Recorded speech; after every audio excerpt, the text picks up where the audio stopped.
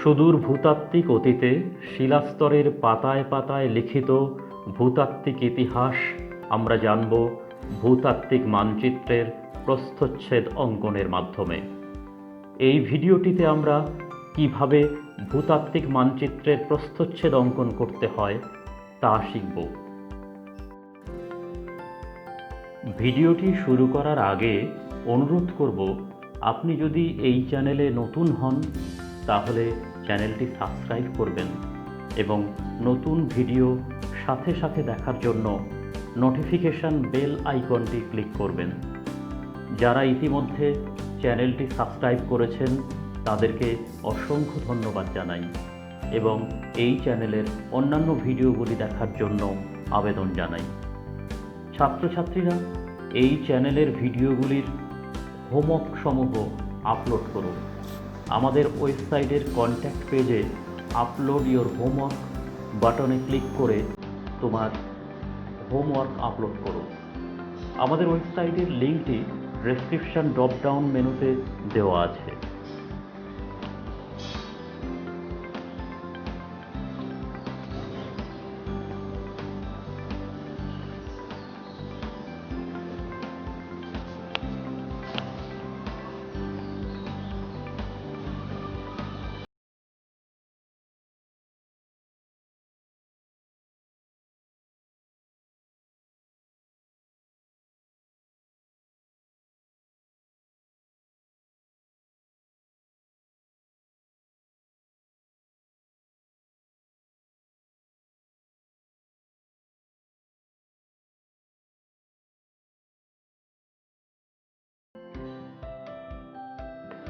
আমরা চলে আসব drawing of cross profile of geological map. Geological ম্যাপে কিভাবে ক্রস প্রোফাইল অঙ্কন করতে হয় তা আমরা শিখব এই ভিডিওটিতে। আমরা এখানে দেখে নিচ্ছি single series and double series, এই দুটি সিরিজের ম্যাপ আমরা এখানে আলোচনা করব। সিঙ্গেল সিরিজ ম্যাপ, এই ম্যাপটি সম্পর্কে আমরা আলোচনা করব যে কিভাবে এই ম্যাপটি আমরা পাঠ করব, কিভাবে এই ম্যাপ থেকে আমরা ক্রস প্রোফাইল বা সেকশন লাইন অঙ্কন করতে পারবো। ঠিক আছে, কতগুলি স্টেপস বা পদ্ধতিতে আমরা এইটা পুরোটাই কমপ্লিট করব। আমরা ধাপগুলি দেখে নিই।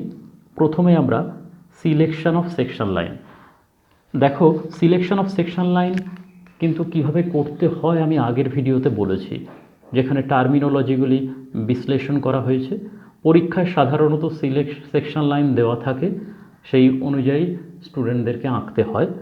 যদি দেওয়া না থাকে তাহলে নিশ্চয়ই তোমরা বিবেচনা করবে যে সর্বোচ্চ এবং সর্বনিম্ন কন্টুর যেন সেই লাইনটির উপর দিয়ে যায় এবং মানচিত্রে বিশেষ ভূমিরূপগুলি যা যা ভূমিরূপ আছে সবগুলি যেন কভার করতে পারে ওই নির্দিষ্ট লাইনটি।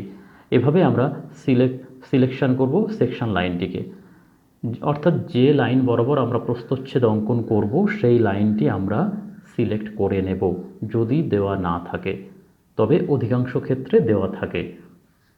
এরপরে আমরা চলে আসছি identification of structure of the map. ম্যাপটা কী ধরনের গঠনযুক্ত সেটা আমাদের আইডেন্টিফাই করতে হবে, অর্থাৎ ম্যাপটা রিড করতে হবে ভালো করে, ম্যাপ পাঠ করতে হবে। ম্যাপ কীভাবে পাঠ করব আমরা পরে আসছি। ড্রয়িং অফ স্ট্রাইক লাইন, আমরা কিভাবে স্ট্রাইক লাইন আঁকবো তারপরে আমরা চলে আসছি। সেখান থেকে আমরা deep direction, thickness of the beds, এগুলো কিন্তু আমরা বিবেচনা করে নেব ম্যাপ পাঠ করেই। এরপরে আমরা একটা রাফ স্কেচ করব and estimation of drawing of cross section, কীভাবে আমরা ক্রস সেকশন করব তার একটা এস্টিমেশন আমরা করে ফেলব, অর্থাৎ একটা খসড়া মানচিত্র আমরা তৈরি করে ফেলব। এরপরে আসছি মেকিং অফ পেপার স্ট্রিপ, কীভাবে পেপার স্ট্রিপ বানাতে হয় এবং সেই পেপার স্ট্রিপ থেকে কিভাবে প্রোফাইলে ট্রান্সফার করতে হয় পয়েন্টগুলি তা আমরা আলোচনা করব এবং আমরা হাতে কলমে দেখে নেব এখানে কিভাবে করা হয়েছে। এরপরে আমরা চলে আসছি ড্রয়িং অফ ক্রস সেকশন। সেখানে প্রথমে কাজ হচ্ছে রিলিফ প্রোফাইল ড্রয়িং। আমরা প্রোফাইলটা প্রথমে অঙ্কন করব, তারপরে বেডস ড্রয়িং, ওই প্রোফাইলের ভিতরে বেডগুলিকে আমরা আরোপণ করব, অর্থাৎ বেডগুলি কোথায় কিভাবে অবস্থান করবে তা ঠিক করে উপস্থাপন করব। Sequence of bed and annotation of different relief, আমরা সিকোয়েন্স অফ রক বেডসগুলো যেন ঠিকঠাক হয় সেটা আমরা দেখে নেব এবং বিভিন্ন ধরনের ভূমিরূপ কেমন তা কিন্তু আমরা এখানে উল্লেখ করব কোথায় কি ভূমিরূপ পেয়েছি আমরা ক্রস সেকশনের উপরে অ্যারো মার্কস দিয়ে সেখানে আমরা লিখব। এরপর আমরা আসছি সাকসেশন অফ বেডস। আমরা একটা ইন্ডেক্স করি, যে ইন্ডেক্সটার মাথায় আমরা হেডিং দিই সাকসেশন অফ বেডস বা সিকোয়েন্স অফ বেডস, এবং তারপরে হেডিং কেজিং কমপ্লিট করব, স্কেল অফ ড্রয়িং সেটাও আমরা ক্রস সেকশনের নিচে উল্লেখ করব। এভাবে আমরা ক্রস সেকশন কমপ্লিট করব। আসা যাক তাহলে এরপরে আমরা ম্যাপটাকে কিভাবে পার্ট করতে হয়। Study of geological map. এই মানচিত্রটি কোথায় কি আছে, এটা একটা কন্ট্যুর, এই ডটেড লাইনগুলো কন্ট্যুর দেখানো হয়েছে, কন্টিনিউয়াস লাইন বেডিং প্লেন, এটা আমি আগের ভিডিওতে বলেছি। এগুলো হচ্ছে বেড, কিভাবে কতগুলো বেড আছে। এই মানচিত্রে কোথায় নদী তৈরি হতে পারে, নদী প্রবাহিত হতে পারে তা দেখানো হয়েছে, কেননা নদী অনেক মানচিত্রে আঁকা থাকে না, তখন আমাদের এঁকে নিতে হয়। বৃষ্টির জল পড়লে জলটি কোন পথে যাবে সেটা এখানে অ্যারো চিহ্ন দিয়ে দেখানো হয়েছে। এবং এখানে অনেকগুলো নদী আছে, তোমরা দেখতেই পাচ্ছ। বৃষ্টি বিন্দু পড়লো মাটিতে, মাটি খানিকটা শুষে নিল, তারপর বাকি অংশটা ওপর দিয়ে সারফেস রান অফ হয়ে গড়িয়ে গড়িয়ে চলে যাচ্ছে, কোন পথে যাচ্ছে সেই দিকেই আমাদের নদী তৈরি হয়ে যাবে। কেমন? এরপরে আমরা চলে আসছি, দেখো পরে এইদিকেও আর একটা নদী রয়েছে। নদী অঙ্কনের ক্ষেত্রে আমরা দেখব যে কন্ট্যুর লাইন এটা উল্টো ভিত দিকে প্রবাহিত হয়। আমি বলেছি আগের ভিডিওতে, নিশ্চয়ই তোমরা লক্ষ্য করেছো, যদি না করে থাকো আরও একবার আগের ভিডিওটি লক্ষ্য করো। এখানেও একটা নদী তৈরি হয়েছে, বৃষ্টির জল পড়লো মাটিতে, খানিকটা শুষে নিল, তারপরে বাকি অংশটি সারফেস রান অফ হিসাবে গড়িয়ে গড়িয়ে নদী প্রবাহিত হচ্ছে। এভাবেই আমরা নদী দেখলাম। তাহলে এই মানচিত্রে তাহলে আমরা দেখে নিলাম কোথায় নদী আছে, কোথায় বেডগুলো আছে। এরপরে আমরা rough sketch and estimation of drawing of cross section. দেখো আমরা কিভাবে দেখছি, এই ম্যাপ আছে, এই ম্যাপে কোনো একটা নির্দিষ্ট বেডিং প্লেন আমরা বিবেচনা করব। আমরা অ্যারো চিহ্ন দিয়ে এই বেডিং প্লেনটাকে বিবেচনা করছি। তাহলে দেখো এখানে আমরা স্ট্রাইক লাইন অঙ্কন করলাম।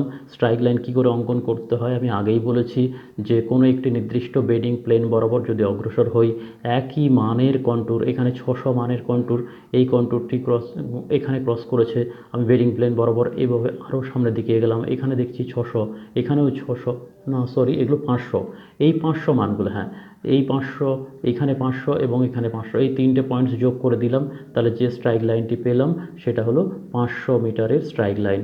এরপরে দেখো উপরেটা আরও একটু আগিয়ে গিয়ে আমরা পাচ্ছি এখানে ক্রস করেছে, এখানে ক্রস করেছে, ঠিক এখানেও একটা ক্রস করেছে, তাহলে এখানে আমরা পেলাম 600, অর্থাৎ 600 ফিট, মিটার নয় সরি, এটা ফিট এককেই দেওয়া থাকে জিওলজিক্যাল মানচিত্রে। তাহলে 600 ফিটের স্ট্রাইক লাইন এটা।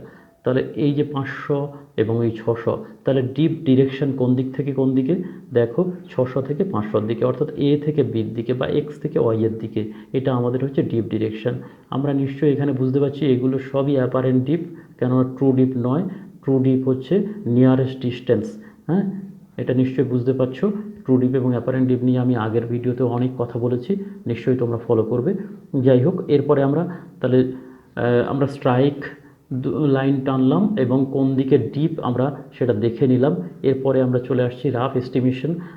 দেখা যাক, আমরা এখানে যে বেডগুলো দেখছি, 3টি মাত্র বেড দেখছি। এই বেডটির মাঝের বেডটির থিকনেস দেখা যাচ্ছে 200, দেখো এখানে 600 ক্রস করেছে, এখানে 400, তাহলে 600 এবং 400-র মধ্যে ডিফারেন্স হচ্ছে 200, নিশ্চয়ই বুঝতে পারছো। ঠিক একইভাবে আমরা যদি এখানে তাহলে থিকনেস, মাঝের বেডের থিকনেস আমরা 200 পেলাম, কিন্তু আপার বেডিং প্লেনের উপরের মানে আপার বেডের উপরের বেডিং প্লেনটা পাচ্ছি না, কেননা ইরোডেড হয়ে গেছে, তাই আপার বেডিংয়ের থিকনেস আমরা পাবো না। আবার লোয়ার বেডের লোয়ার বেডিং প্লেন আমরা পাচ্ছি না, তাই ডটেড লাইনে দেখানো হয়েছে, অর্থাৎ লোয়ার বেডেরও থিকনেস আমরা পাবো না, কেবলমাত্র মিডিল বেডের থিকনেস পাবো, যেটা 200 আমরা এখান থেকে মেজার করে নিলাম। এভাবে আমরা একটা রাফ এস্টিমেট করে ফেলবো, রাফ স্কেচ করে ফেলবো, যাতে আমাদের ড্রয়িংটা নির্ভুল হয়। এটা তাহলে কি ধরনের একটা সিঙ্গেল সিরিজ ম্যাপ, কোনো আনকনফর্মিটি নেই, তাই এটা সিঙ্গেল সিরিজ। আর ডিপ আছে এ থেকে বির দিকে, একটা দিকে সবার ডিপ একদিকে, তাহলে এটা ইউনিক্লাইনাল। আর আমরা থিকনেস কেবলমাত্র মাঝের বেডের থিকনেসটা পাবো। কেমন? উপরের বেডের থিকনেস এবং নিচের বেডের থিকনেস পাবো না, কেন? উপরের বেডের আপার বেডিং প্লেনটা নেই আর নিচের বেডের লোয়ার বেডিং প্লেনটা নেই, তাই আমরা দুটো বেডিং প্লেন না থাকলে কোনো বেডের থিকনেস পরিমাপ করা মুশকিল হয়। ঠিক আছে, তারপরে তাহলে আমরা চলে আসবো এবার প্রোফাইল ড্রয়িং। কিভাবে প্রোফাইল ড্রয়িং করতে হয় তার জন্য আমরা দেখব স্ট্রিপ মেকিং। এরপরে আমরা চলে আসি স্ট্রিপ মেকিং, কিভাবে আমরা পেপার স্ট্রিপ তৈরি করব। তাহলে দেখা যাক এ বি সেকশন লাইন বরাবর আমরা একটি কাগজের টুকরোকে রাখলাম এবং কন্টুর মান যেখানে ক্রস করেছে সমোন্নতি রেখাগুলো, সেখানে তাদের মান অনুযায়ী আমরা সেখানে পয়েন্টগুলো নিয়ে নিলাম ডটেড লাইনে এবং পাশে মানগুলো লিখলাম। যেমন এখানে 500, 600, 700, এখানে স্ট্রাইক লাইনগুলো যেখানে ক্রস করেছে সেটাও আমরা তুললাম, 500 লিখলাম, এখানে 600 লিখলাম, এখানে 700 কন্টুর, এখানে একটা বেডিং প্লেন তাই কন্টিনিউয়াস লাইনে বেডিং প্লেন এখানে অঙ্কন করলাম। তারপরে 600 কন্টুর, আবার এখানে একটা বেডিং প্লেন তাই কন্টিনিউয়াস ছোট্ট একটা কন্টিনিউয়াস লাইনে আমরা বেডিং প্লেন লিখলাম। এখানে একটা রিভার আছে, 500 কন্টুর আছে, 500 কন্টুর তুললাম, পাশে রিভারটাও তুললাম। এখানে একটা বেডিং প্লেন তাই কন্টিনিউয়াস লাইন, আবার পাশে কন্টুর 600, এখানে 700 কন্টুর, 800 কন্টুর, আবার একটা বেডিং প্লেন, তারপর আবার কন্টুর এবং লাস্ট এখানে এ পয়েন্ট। তাহলে এ এবং বি বিন্দু তোলার পরে যতগুলো কন্টুর ক্রস করবে সেই কন্টুরগুলি আমরা পেপার স্ট্রিপে তুলব এবং স্ট্রাইক লাইন দুটিও পেপার স্ট্রিপে তুলব। আর তুলব এখান থেকে আমরা যে নদীটা পেয়েছি, এই নদীগুলিও আমরা পেপার স্ট্রিপে উপস্থাপন করব। এরপর দেখো পেপার স্ট্রিপটাকে আমরা একটু বড় করে ভালো করে দেখিয়েছি, তোমরা নিশ্চয়ই বুঝতে পারছো এ এবং বি বিন্দুর মধ্যে দূরত্ব, এ এবং বি বিন্দুর মধ্যে যে কন্টুরগুলো আমরা পেয়েছি 500, 600, 700, এখানে আবার 700, 600, 500, 600, 700, 800, 800, এই কন্টুর অনুযায়ী আমরা কিন্তু এরপরে আমরা প্রোফাইলটা অঙ্কন করব। আর বেডিং প্লেনগুলো যেমন গেছে, দেখো এখানে একটা বেডিং প্লেন, এ একটা বেডিং প্লেন, এ একটা বেডিং প্লেন, এ একটা বেডিং প্লেন, 4টে বেডিং প্লেন আছে, মানে 4টে বেডিং প্লেন এখানে ক্রস করেছে। যদিও আমরা 1, 2 এবং 3 এই 3টি একই বেডিং প্লেন, মিডিল বেডের লোয়ার বেডিং প্লেন হচ্ছে এই 3টি, আমরা প্রোফাইলে অঙ্কন করার সময় বুঝতে পারবো। এখানে দেখো এই বেডিং প্লেন, এই বেডিং প্লেন এবং এই বেডিং প্লেন 3টে একই প্লেন, এখানে নদী ক্রস করেছে বলে লোয়ার বেডিং প্লেনটাকে ছেদ করে নদী প্রবাহিত হয়েছে, তাই আমরা প্রোফাইল অঙ্কনের সময় এগুলি আমরা উল্লেখ করব, এটা আমরা বুঝতে পারবো। এরপরে এই পেপার স্ট্রিপটি কিভাবে আমরা প্রোফাইলের বেস লাইনে তুলব, আমরা দেখছি যে এ এবং বি দুটি বিন্দু বরাবর একটা লাইন টানলাম ওই পেপার স্ট্রিপের দূরত্ব অনুসারে, সেখানে কন্টুর মান, বেডিং প্লেন, স্ট্রাইক লাইন সবগুলি আমরা তুললাম। এখানে দেখো স্ট্রাইক লাইন 600, এখানে 500, মনে রাখতে হবে মান যেদিকে কম, 500-র দিকে মান কম, তাহলে এখান থেকে নিচের দিকে 0.1 ইঞ্চ নামাবো। কেন না, আমরা স্কেল দেখেছি 1 ইঞ্চ টু 1000 ফিট, আমরা কন্টুর ইন্টারভ্যাল পেয়েছি 100, তার মানে কি 100-র জন্য আমরা 0.1 ইঞ্চ পাই, তাই 0.1 ইঞ্চ আমরা নিচে নামাবো। 600 থেকে 500-র দিকে আমরা একটা লাইন এভাবে টানবো, সেটা হবে আমাদের ডিপ ডিরেকশন। এখানে এই ডিপ ডিরেকশন অনুযায়ী বেডগুলো আমরা উপস্থাপন করব ক্রস সেকশানে। এরপরে আমরা চলে আসছি ড্রয়িং অফ ক্রস সেকশন। তোমরা নিশ্চয়ই দেখতে পাচ্ছ কিভাবে ক্রস সেকশনটি অঙ্কন করা হয়েছে। এখানে দেখো আমরা একটু আগেই বলছিলাম যে ডিপ লাইনটিকে অঙ্কন করা কিভাবে অঙ্কন করব। এখানে অঙ্কন করা হয়েছে 500-র দিকে 0.1 ইঞ্চ নিচে নামানো হয়েছে এবং 600 থেকে 500-র দিকে এই মানটি, এই লাইনটি আনত রয়েছে এবং এই আনত তল বরাবর আমরা কিন্তু বেডগুলো অঙ্কন করেছি। এরপরে সাকসেশন অফ বেড অঙ্কন করা হয়েছে এবং যেখানে নিচে লোয়ার বেডটি থাকবে সবার নিচে এবং আপার বেডটা থাকবে সবার উপরে। এর পাশে লিখব ইয়ংগেস্ট এবং লোয়ার বেডটার পাশে লিখব ওল্ডেস্ট। ঠিক আছে, এভাবে আমরা ড্রয়িংটি কমপ্লিট করব। ক্রস সেকশন উপরে লিখব geological cross section along the line A B, মাথায় একটা দুদিকে অ্যারো চিহ্ন দেব কেননা এই বরাবরই প্রলম্বিত হয়েছে ক্রস সেকশনটি। পাশে আমরা স্কেল লিখব 0, 500, 1000 আর নিচে এখানে লিখব স্কেল 1 ইঞ্চ টু 1000 ফিট। এভাবেই আমরা প্রস্থচ্ছেদ অঙ্কন করব। এরপর আমরা চলে আসছি double series map. Double series map থেকে কিভাবে আমরা প্রস্থচ্ছেদ অঙ্কন করব অর্থাৎ ক্রস প্রোফাইল অঙ্কন করব তা আমরা আলোচনা করব এই পর্বে। এখানে দেখা যাক ডবল সিরিজ জিওলজিক্যাল ম্যাপ কেমন দেখতে হয়। এই ধরনের একটি ম্যাপ লক্ষ্য করছো তোমরা, যার একটা নির্দিষ্ট লাইন বরাবর আনকনফর্মিটি লাইন আছে যার নিচে আলাদা বেডিং প্লেন, তার ফরমেশন আলাদা, আপার বেডিং প্লেনের ফরমেশন আলাদা। আমরা এই ধরনের ম্যাপ কিভাবে করব তা আমরা পরপর স্টেপ ওয়াইজ আলোচনা করব।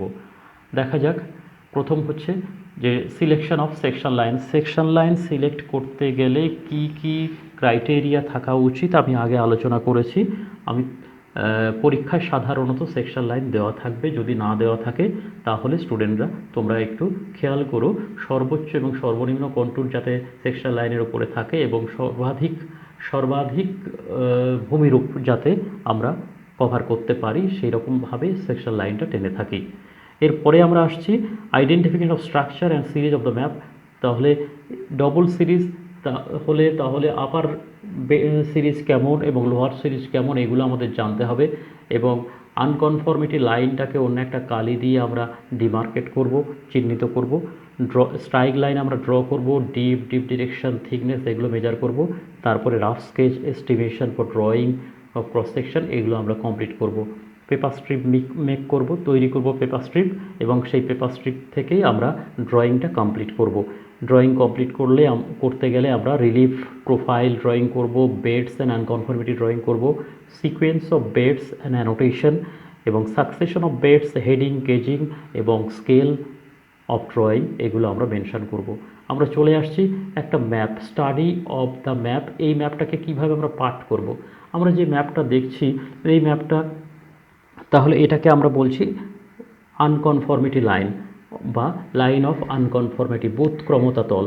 এর উপরের সিরিজগুলো এক ধরনের গঠন, নিচের সিরিজগুলো এক ধরনের গঠন। দেখো, আপার সিরিজ ইজ হরাইজন্টাল কেন না, এখানে কন্টুরগুলো বেডিং প্লেনের সঙ্গে সমান্তরালে ক্রস করেছে, কেউ কাউকে ছেদ করেনি। অর্থাৎ কন্টুর আর বেডিং প্লেন সমান্তরালে পাস করার জন্য এখানে হরাইজন্টাল স্ট্রাকচার তৈরি হয়েছে। মানচিত্রে যতগুলো জায়গায় এরকম পাবে, চোখ বন্ধ করে হরাইজন্টাল স্ট্রাকচার বলে তোমরা সেখানে উল্লেখ করে দেবে। এরপরে নিচের বেডিংটায় দেখো লোয়ার সিরিজের ইউনিক্লাইনাল, কেননা কন্টুরগুলো বেডিং প্লেনকে ক্রস করেছে, এটা ইউনিক্লাইনাল। আমরা এই জন্য বলছি যে ডিপ আমরা একদিকে পাচ্ছি। কেন, এর পরের স্লাইডে আমি দেখাচ্ছি যে ডিপটা কিভাবে একদিকে হচ্ছে। তাহলে আমরা এটা ডাবল সিরিজ ম্যাপ বুঝতে পারলাম। আপার সিরিজ হরাইজন্টাল, লোয়ার সিরিজ ইউনিক্লাইনাল, মাঝখানে রয়েছে লাইন অফ আনকনফর্মিটি। এখানে দেখো নদীটা কোন দিক থেকে কোন দিকে প্রবাহিত হয়েছে আমরা কি করে বুঝবো। তাহলে আমরা এর আগেই বলেছি যে হায়েস্ট ভ্যালু থেকে লোয়েস্ট ভ্যালুর দিকে নদী প্রবাহিত হয়।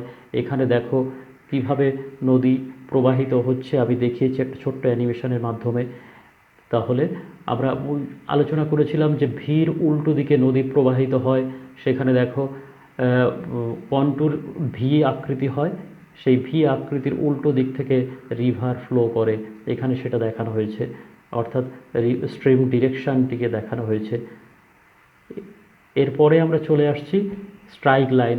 স্ট্রাইক লাইন ড্র করতে গেলে আমরা প্রথমে বিবেচনা করব এ বি সেকশন লাইন, আবার এক্স ওয়াই সেকশন লাইনও আমরা বিবেচনা করতে পারি। একটা ম্যাপে একাধিক সেকশন লাইন আমরা করতে পারি, পরীক্ষায় যে কোনো একটা করতে হয়। এখানে আমরা স্ট্রাইক লাইন আঁকার আগে প্রথমে আমরা বিবেচনা করব কোন বেডিং প্লেন বরাবর আমরা অতিক্রম করব। আমরা সবুজ অ্যারো চিহ্নের মাধ্যমে এই নির্দিষ্ট বেডিং প্লেনটাকে আমরা ডিমার্কেট করে নিলাম। এরপর আমরা স্ট্রাইক লাইন অঙ্কন করব। এখানে যে 200 ফিটের কন্টুর ক্রস করেছে যে জায়গাগুলো, সেগুলো দিয়ে আমরা একটি স্ট্রাইক লাইন টানলাম, এর মান হলো স্ট্রাইক লাইন 200। অনুরূপে 300 ফুট মান দিয়ে যে স্ট্রাইক লাইন পাস করেছে তার মান হবে 300 ফিট। তাহলে 200 থেকে 300 দিকে আমরা ডিপ ডিরেকশন পেয়ে গেলাম। এরপরে আমরা চলছি স্ট্রিপ মেকিং। স্ট্রিপ মেকিংটা ঠিক আগের ম্যাপে যেভাবে করেছি সেভাবে এই ম্যাপের জন্য আমি স্ট্রিপ দেখালাম না, আগের ম্যাপের স্ট্রিপটাই এখানে দেখাচ্ছিলাম। Rough sketch of estimation of drawing of cross section. আমরা কিভাবে এটা করব, এটা বিবেচনা করতে হবে যে আমার নিচে লোয়ার সিরিজে আমাদের কটা বেড আছে, 3টে বেড আছে।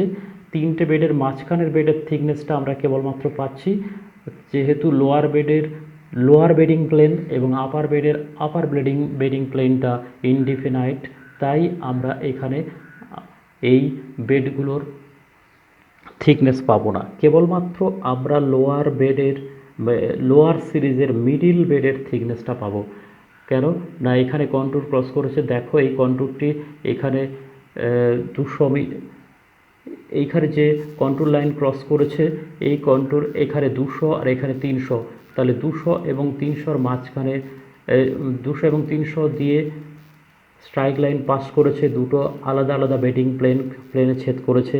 একই বেডের আপার এবং লোয়ার বেডিং প্লেন যদি কোনো একটি নির্দিষ্ট স্ট্রাইক লাইন ক্রস করে ভিন্ন কন্ট্যুর মানে, তাহলে ওই দুটি কন্ট্যুরের অন্তর্ফল হচ্ছে ওই বেডের থিকনেস। আমরা নিশ্চয়ই এর আগে বলেছি। তাহলে এতে এর বেডের থিকনেস হবে 100। অনুরূপে তাহলে আমরা অন্য কোনো বেডের কোনো থিকনেস পাবো না, এখানে থিকনেস শুধু পেলাম 100।